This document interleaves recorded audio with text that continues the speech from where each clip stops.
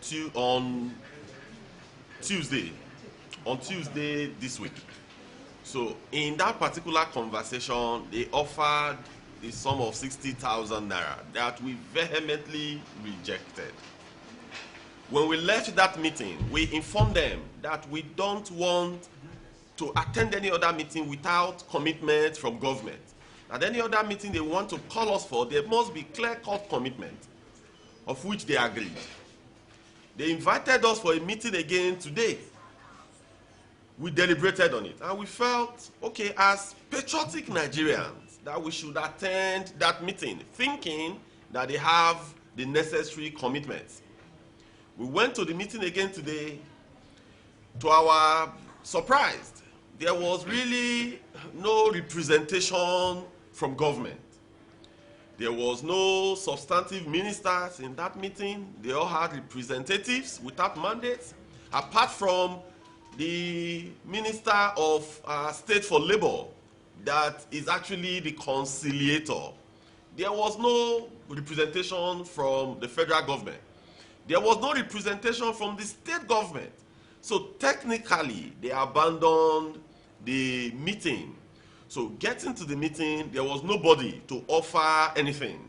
So they still remain adamant on the 60,000 naira. So we're now wondering, why did they invite us for the meeting? That we attended this meeting as patriots, as people that love Nigeria and love Nigerians as well. But government on its own refused to do anything much more. Even a kobo was not added to the 60,000 naira that they proposed on Tuesday, that we rightfully rejected. And gentlemen, you remember very well that, gentlemen of the press, you remember very well that we issued an ultimatum 1st of May 2024 during the May Day rally on 2 items. Number 1, the electricity tariff hike, as well as the minimum wage. For the electricity tariff hike, you remember clearly that on the 13th of May, we had a protest to NEROC and to some of the discos, registering our displeasure. You know that up till today, there is no word from the government. Even the Minister of Power never deemed it fit to even invite us for us to sit down and have that conversation, because our demand was that there should be a reversal from 225 naira per kilowatt down to where it was before, 66 naira per kilowatt. So, gentlemen of the press, we are calling on government to be much more responsive to the plight of the Nigerian workers.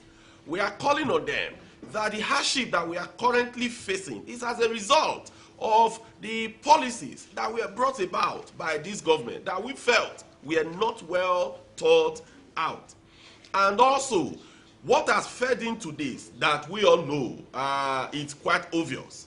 The removal of fuel subsidy, the flotation of Naira, and the increment of electricity price hike.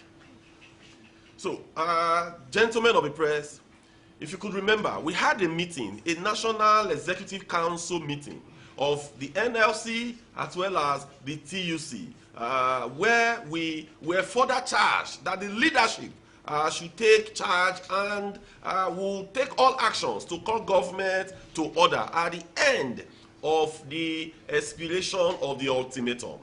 Today is 31st of May 2024, and this night the ultimatum expires. So, gentlemen of the press, we are hereby declaring the commencement of a nationwide industrial action, a nationwide strike, effective from Monday, June 3rd, 2024.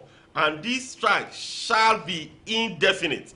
And this strike shall be on until we have a new national minimum wage, until government is serious and also the tariff increment in electricity is reversed. We are united on this. We believe that this is the way forward. we believe this is the time, as we have done over the years, to consistently stand with the working class of Nigeria, because they have been battered and they have been downtrodden the way it has been from May 29th till date. So comrades, gentlemen of the press, that is actually our stand on this. So by midnight on Monday, June 3rd, we shall embark on a nationwide. Sunday midnight. Sunday midnight, we shall embark on a nationwide strike, effective Sunday midnight, June 2nd, 2024. I think that's what I read. Thank you so much, Tom. Thank you. National Executive Council of any labor center. It comprises all the states and all the unions. So that is the situation, and that's where we got this mandate. And you equally witnessed it that at the May Day, where all workers gathered nationwide, this pronouncement was made. In fact, it was a public one. So it's not like there were 2 or 3 people. It's a mass-based, and as of today, there is no minimum wage for Nigerian workers, technically, by the expiration of the act, by 18th of April. So as at now, we're operating without any law, backing up the minimum wage. They were talking about 100% increase. That's what they have offered. But the 100% increase amounts to 1 loaf of bread per day for 30 days. That's what it amounts. They are not looking at the quality or the value of what they are offering to us. And those are the issues that we are looking at, and all of us must address, because it's tight, and there's nobody that can move on with this arrangement. And it is being done with inflation, devaluation, everything open. So if you take even the 600 we are proposing today, by next week, it will not make an impact. So we'll have to look at them holistically and see what we can do.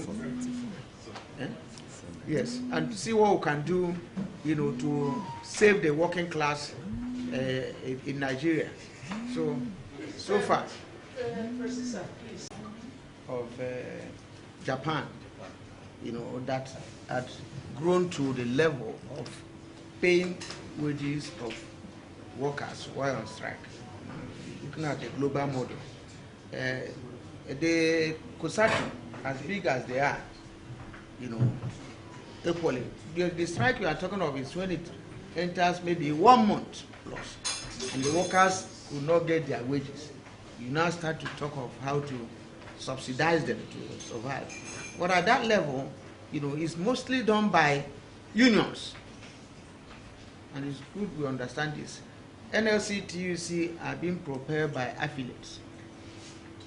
Every union, even while this action is on, takes care of its members. But what you are saying, when we get to the river, we'll cross it. We'll make sure we sustain all the people involved, to the best of our ability. So that is, and we are not doing a strike that will be 1 month without bite. I don't know whether you understand. Yes, I'm following. I'm not sure where you have the labor centers in a country embarking on a strike for 1 month and you don't listen to them. So I think what we should be praying for the people who are suffering so much, and those are some of our people. That was why we were reluctant.